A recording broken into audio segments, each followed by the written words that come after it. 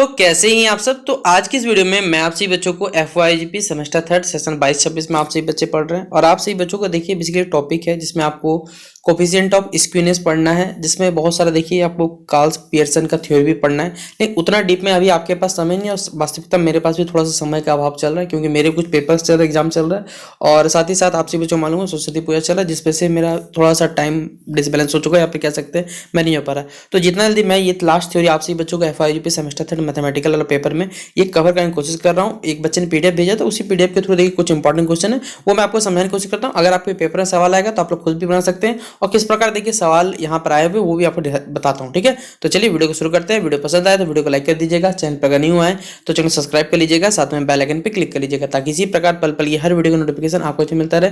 Description box में Telegram group Facebook page का link है, जुड़ जाइए, किसी प्रकार अपडेट है वहाँ शेयर कर दीजिएगा। और आपका देखिए सारा का सारा टॉपिक जो मैथमेटिकल का सिलेबस दिया हुआ था वो लगभग कंप्लीट हो चुका है, ठीक है। तो ये लास्ट टॉपिक है हमारा। इसके बाद आप सभी बच्चों को अगर मुझे टाइम मिल पाया तो एक बार MCQ कराने की कोशिश करूंगा, लेकिन आपका सिलेबस पूरा कंप्लीट कर दिया तो आप लोग देख लीजिएगा, लेकिन कोई गारंटी नहीं, इसके बाद वीडियो का पहले क्लियर कर देता हूँ, ठीक है। और इसे पूरा प्लेलिस्ट बनाओ, प्लेलिस्ट देख लीजिए, आपको सारा का सारा वीडियो क्लियर हो जाएगा। देखिए क्या यहाँ पर बोला गया calculate quartile coefficient of skewness. देखिए अभी इतना टाइम तो नहीं है फिलहाल आपके पास भी कि आप पूरा डिटेल में समझ पाए कि क्वार्टाइल कोफिशिएंट क्या होता है स्क्यूनेस का। आपको सबसे पहले क्या करना है, कोई भी अगर डेटा दिया गया बेसिकली उसको आप या तो असेंडिंग या तो डिसेंडिंग में सजाइएगा।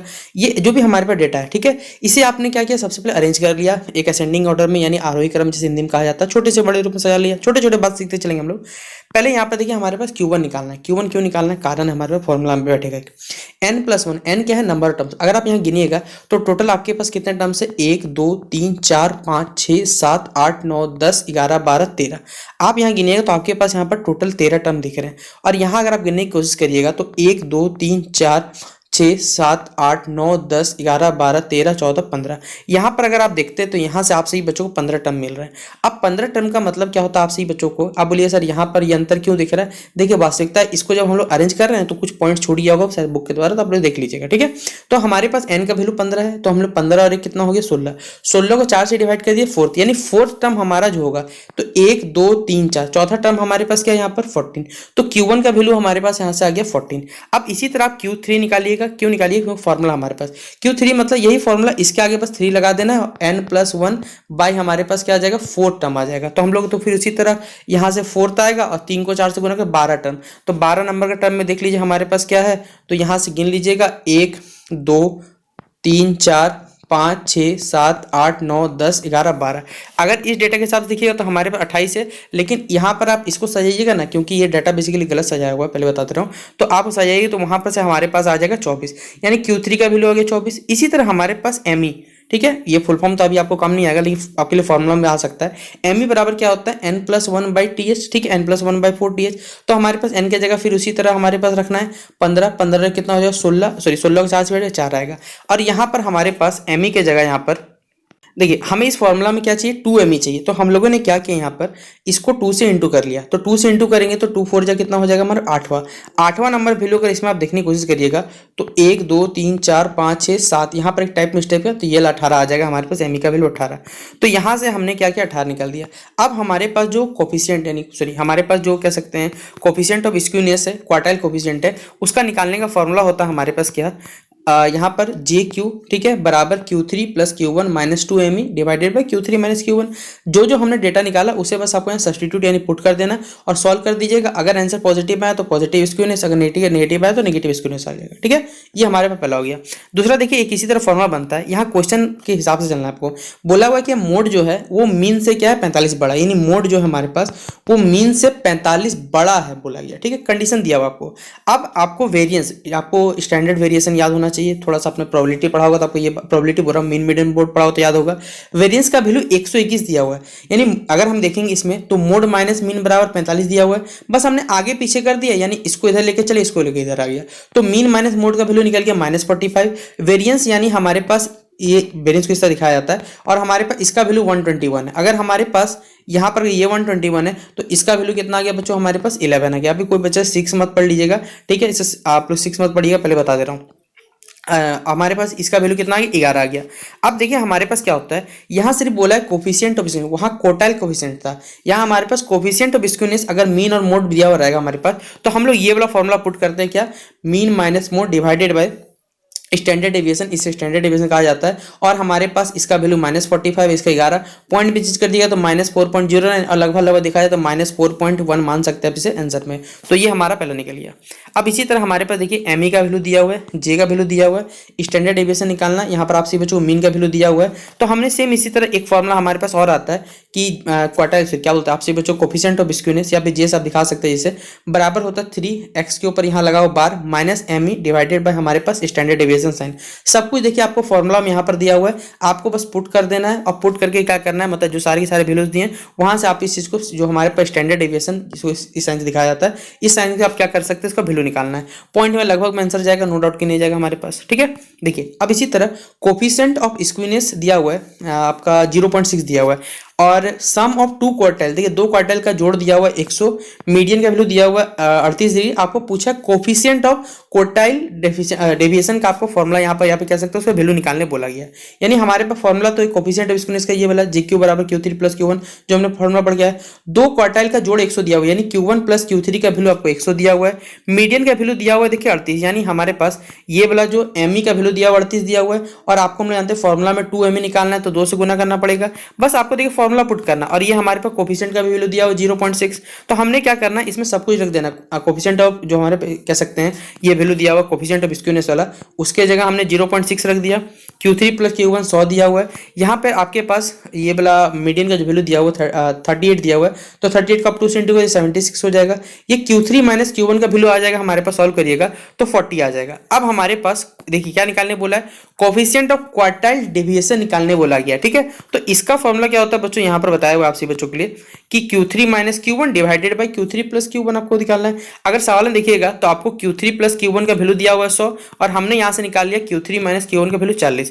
तो 40/100 का मतलब क्या होता है 0.4, ये हमारे पास होता है। इस प्रकार हमने निकाल लिया। ठीक है, अब देखिए यहाँ पर निकालने बोला है, वहां हमने स्क्यूनेस निकाला, यहाँ निकालने बोला गया find the coefficient of correlation by rank difference method. देखिए ये सब जो टॉपिक है ना, ये ग्रेजुएशन का ही टॉपिक है मैथमेटिकल का। मैं अलग से भविष्य में देखिए जैसे आपका पेपर हो जाएगा कंप्लीट हो जाएगा, आप में से जो भी आपके भाई बहन कभी पढ़ेंगे तो उनको ये सब दिक्कत ना, एक बार मैं पूरा पेपर ये पढ़ा दूंगा एक बार। ठीक है, कोफिशिएंट ऑफ कोरिलेशन, क्योंकि ये कह सकते हैं BA BSc BCom या फिर BCA में एग्जाम में हमेशा आते रहता है। तो ये पूरा क्लियर करने मैं कोशिश करूंगा, खुद आपसे बच्चों पढ़ाने की कोशिश करूंगा। हमारे पास अगला जो सवाल है उसमें बोला गया है कोफिशिएंट ऑफ कोरिलेशन निकालना रैंक डिफरेंस मेथड। देखिए नाम से समझ में आ रहा होगा रैंकिंग मेथड। रैंक मतलब होता है आप किसी को फर्स्ट रैंक सेकंड रैंक देते हैं, यानी उसके मार्क्स के आधार पर दे सकते हैं। उसने ज्यादा नंबर लाया तो फर्स्ट रैंक, इसी आधार पर देखिए हम लोग सवाल को सॉल्व करेंगे। ऐसे समझ तो नहीं आएगा, पहले आप कुछ नहीं करिए, पता है जो हमारे पास डेटा दिया हुआ है 22 24 27 पर, इस पर आप लिख लीजिए इस प्रकार। ठीक है, आप इस पर वाई भी लिख लिए होंगे, ये आप पूरा कॉलम सजा लीजिए एग्जाम के पेपर में। आपको ये रैंक ऑफ एक्स है, ये रैंक ऑफ वाई को हमने RY से दिखा दिया, यहाँ डी दिया। अब डी क्या उतना नहीं जानना होगा, डी बराबर होता है RX माइनस RY और यहाँ डी स्क्वायर निकालना। क्यों निकालेंगे, कैसे निकालेंगे देखिए समझिए। सबसे पहले आपको क्या करना है, ये जो हमारे पास एक्स वाला जो सीरीज आपके पास, ठीक है, इसमें अगर देखिएगा तो टोटल हमारे पास 10 नंबर है। अब 10 नंबर तो भैया सबसे बड़ा रैंक के हिसाब से जाना है। सबसे बड़ा नंबर कौन सा हमारे पास देखिएगा तो 35 नंबर, 35 का रैंक क्या हो जाएगा 1 हो जाएगा। 27 जो है हमारे पास वो नंबर 2 पे आता सबसे बड़ा वैल्यू में, तो इसलिए इसका रैंक 2 दे दिया हमने। इसके बाद देखिएगा रैंक 3 हमारे पास क्या है, तो रैंक अगर हमारे पास इसको सजाइएगा तो 35 आ गया। 35 के बाद हमारे पास 27 है। 27 से अगर आप कोई छोटा नंबर खोजते हैं तो उसे आप लोग यहाँ क्या दे दीजिएगा, रैंक 3 दे दीजिएगा। और देखिए यहाँ इस पीडीएफ में जो निकाला गया है ये वैल्यू बेसिकली गलत निकाला गया। ठीक है, मैं पहले बता दे रहा हूँ, यहाँ पर जो हमारे पास सबसे बड़ा नंबर है 35 उसको रैंक 1 दे दिया गया। 35 से अगर छोटा वैल्यू देखिएगा तो यह रैंक 27 से रैंक 2 दिया हुआ है, यहाँ भी रैंक 2 दिया हुआ, यहाँ भी रैंक 2 दिया, नो डाउट। ठीक है, इसके बाद 27 से छोटा वैल्यू देखिएगा तो आपके पास मिलता है रैंक नंबर 25 मिलता है। ठीक है, तो 25 हमारा हो जाएगा रैंक 3 हो जाएगा। इस तरह करके आपको देखिए क्या करना है, सभी जो डेटा बेसिकली आपके पास है उस डेटा को आपको नामकरण करना पड़ेगा। तो रैंक मतलब हो गया आपको सजा देना कि किसको कितना नंबर मिला। जैसे इस डेटा में देखिए आपको देखिएगा यहां पर हमारे पास क्या है, जो सबसे बड़ा नंबर है वो मुझे जहां तक नजर आ पा रहा है वो 50, तो रैंक 1 मिला हुआ है इसे। 50 से कम अगर देखिएगा तो 41 को रैंक 2 मिला हुआ है। 41 से कम देखिएगा तो 41 से कम हमारे पास 40 रैंक 3 मिला हुआ है। 38 जो नंबर है हमारे पास वो रैंक 4 में आ जाएगा। क्यों, क्योंकि ये हमारे पास चौथा नंबर सबसे छोटा पॉइंट है। फिर पांचवा अगर खोजिएगा तो आपको इसी तरह रैंकिंग हिसाब से देखिए सबको सजाना पड़ेगा। अब यहाँ करना क्या है, तो आपको आपको क्या करना है 22 और यहाँ पर आपका रैंक निकल गया। डी का वैल्यू होता है RX माइनस RY, मतलब इसमें से ये घटा दीजिएगा, 8 में से 9 घटाए 1, 6 में 4 घटाए 2। तो आप लोग खुद भी सजा के ले सकते हैं, कोई जरूरी थोड़ी कि भाई आपको ये डाटा फॉलो करना है, आप अपने हिसाब से निकाल सकते हैं। डी निकल जाएगा तो डी स्क्वायर निकाल दीजिएगा, ये आपका रैंकिंग सिस्टम निकल गया। अब आपको करना क्या है, क्योंकि मेन मुद्दा देखिए आपको फॉर्मूला बनाना था, जो फॉर्मूला यहाँ पर आपका आता है। क्या फॉर्मूला होता है हमारे पास कि रैंकिंग निकालने के लिए हमारे पास ये होता है 1 - 6। यहाँ पर पहले हमने 6 क्यों लिए, क्योंकि देखिए दिखाया हुआ यहाँ पर कुछ कंडीशन बताया हुआ है। 27 जो है वो अपीयर्स हो रहा है एक्स सीरीज में 3 बार, रैंक 2 के टर्म में आ रहा है हमारे पास, देखिएगा इस सीरीज में, जो कि हमारे पास 27 नंबर पे, और देन नेक्स्ट रैंक इज 5 और सबसे ज्यादा बार आ रहा है 5 नंबर रैंक। तो सिमिलरली इन सीरीज जो हमारे वाई सीरीज है उसमें 38 जो आ रहा है वो रैंक 4 में 3 बार आ रहा है, और नेक्स्ट रैंक है हमारे पास 7 बार आ रहा है। ये कुछ कंडीशन यहाँ बताया गया है। अब देखिए हम लोग को क्या करना है, ये पूरा फॉर्मूला हमारे पास है, इसके अकॉर्डिंग यहाँ पर आपको बैठाना पड़ेगा कि हमारे पास आर एस निकालने का 6 - समेशन डी स्क्वायर प्लस 1/2, यहाँ पर एम एल का स्क्वायर आ गया माइनस M1 हो गया हमारे पास, और यहाँ पर M2 का स्क्वायर हो गया, सॉरी M2 का क्यूब हो गया, यहाँ M1 का क्यूब है, यहाँ M1 हो गया। ये फॉर्मूला बैठाना है। अब हमारे पास यहाँ M1 कैसे बैठाइएगा, आप M2 कैसे बैठाइएगा, ये भी सुनते चलिए कैसे कैसे। पहले हमने देखिए यहाँ पर जो निकाला समेशन डी स्क्वायर का वैल्यू निकाल लिया, n का वैल्यू आपको मालूम है यहाँ से 10 आ जाएगा, ये दो वैल्यू तो चलिए आपको मालूम है। आप यहाँ पर n का वैल्यू रख सकते हैं और समेशन डी स्क्वायर का वैल्यू रख सकते हैं। अब बोलेगा कोई बच्चा बोलेगा सर हम लोग M1 का वैल्यू क्या बैठाएं, और यहाँ पर हमारे पास जो M2 का वैल्यू वो हम लोग क्या बैठाने वाले हैं। तो हमारे पास देखिए m जो वैल्यू है बेसिकली वो कौन सा नंबर कितना बार रिपीट हो रहा है बेसिकली, तो 2 देख रहे हैं आप लोग, 3 बार रिपीट हो रहा है। तो आप यहां से इसे सब्स्टिट्यूट भी कर सकते हैं, तो आप इसे यहाँ पे वैल्यू पुट कर लीजिएगा और सॉल्व कर लीजिएगा, आपके पास आपका आंसर मिल जाएगा। ठीक है, तो ये हमारे पास निकालने का तरीका हो गया। बाकी इस देखिए ये जो कॉन्सेप्ट है मैं पहले बता दे रहा हूँ, एक बार आप इसे इंटरनेट पर पढ़ लीजिएगा, क्योंकि मेरे द्वारा पढ़ाना अभी इस टाइम पे इतना सफिशियंट नहीं है कि आपको पूरा डाउट आपका क्लियर हो सके, क्योंकि इतना छोटा टाइम में मैं आपसे जो पूरा तो नहीं पढ़ा सकता। मैंने आपको बस बताने यहाँ पे कोशिश की कि किस प्रकार पेपर सॉल्व बन सकता है। इसी तरह देखिए ये वाला एक सवाल है, और ये देखिए मेरे हिसाब से मुझे लगता है कि ये वाला आपके लिए थोड़ा इजी बन सकता है। यहाँ पर आपको जो निकालना है, यहाँ पर बोला गया रैंक निकालना है, कोफिशिएंट ऑफ कोरिलेशन निकालना है फ्रॉम द फॉलोइंग डाटा। तो इसके लिए भी देखिए अलग फॉर्मूला हमारे पास यहाँ जनरेट होता है। क्या होता है, आर एस बराबर summation D square plus 1/2 summation M cube minus M हो गया, M1 यहाँ पर हमारे पास 2 आ गया, M2 3 आ गया, यहाँ पर बताया हुआ है। तो ये पूरा फॉर्मूला है आप सही बच्चों को यहाँ पर। तो इसीलिए ये सब सवाल एक बार क्या कर लीजिएगा, आप लोग इंटरनेट पर सर्च करके पढ़ लीजिएगा सारे के सारे टॉपिक को, क्योंकि आपको इतना डीप में नहीं पढ़ना है। क्योंकि देखिएगा पेपर में दिखा देता हूँ, जो बच्चे ने मुझे बुक भेजा सब बोलता है सर ये फॉर्मूला में कुछ समझा दीजिए क्या है। ये उसने पीडीएफ भेजा था मुझे, बोलता है कि इसमें से बताना है कि formula of बॉलिस coefficient of skewness. आपने बताइए कि अभी आपने कौन सा फॉर्मूला पढ़ा है यहाँ पर। तो हमने देखिए मैं दिखा भी देता हूं आपको, चलिए आप पीडीएफ में देख लीजिएगा।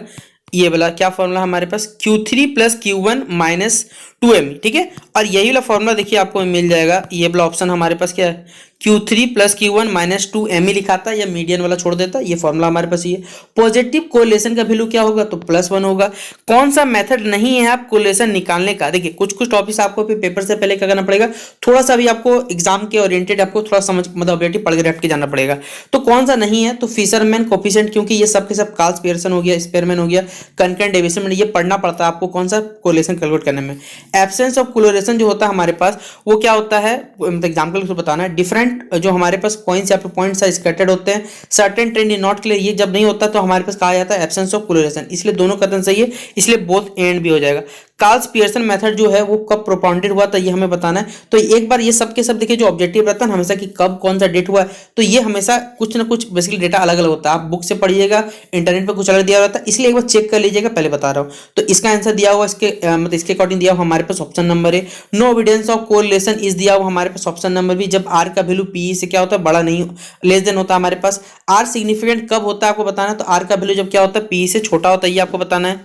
हमारे पास coefficient of determination is of coefficient, अच्छा दोनों का रेशियो बताना हमारे पास क्या होगा, तो ये हो जाएगा हमारे पास आर हो जाएगा। कोफिशिएंट ऑफ कोरिलेशन बताना हमारे पास क्या होता है, तो ये दिखाया था आर से दिखाया जाएगा हमारे पास। फिर प्रोबलिंग जो एरर होता है, ये इतना आने वाला तो सवाल मुझे नहीं लगता है, लेकिन ये 0.6745 इसका आंसर दिया हुआ है।